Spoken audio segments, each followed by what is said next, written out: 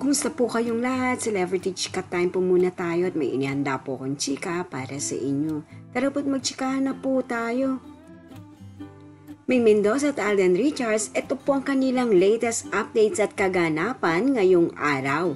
Yes, mga maka-Celebrity Chika Time, yan po ang ichichika ko sa inyo na lubos rin pong usap-usapan sa social media ng mga netizens, lalong-lalo na nga po ng mga followers at supporters ni Mengay at Tisoy.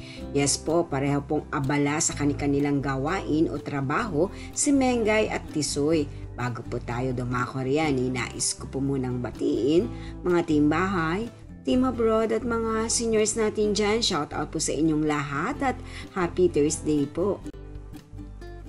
As always nga po, present na naman si Mengay sa longest running noontime show na Itbulaga.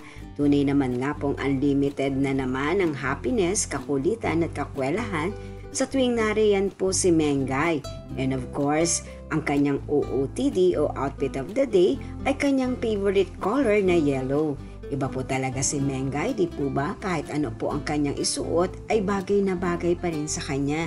And of course, ang kanyang kakulitan at kakwelahan, patok na patok po sa mga manonood ng Itbulaga.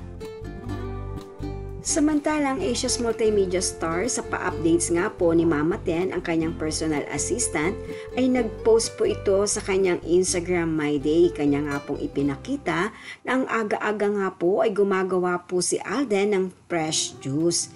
Yes po, tunay naman nga pong nakakatuwa at etong si Alden talagang organic po at napaka-healthy ang kanyang mga kinakain at iniinom.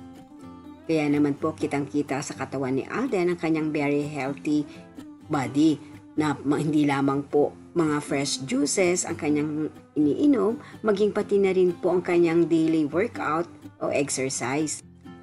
Yan po ang aking chika updates for today. Salamat po sa inyong panonood. Huwag po kalimutang mag-subscribe. Pwede po mag-comment sa ibaba. Basta't wag lamang po harsh o nakakasakit sa isa't isa. Salamat po muli. Spread love, not hate.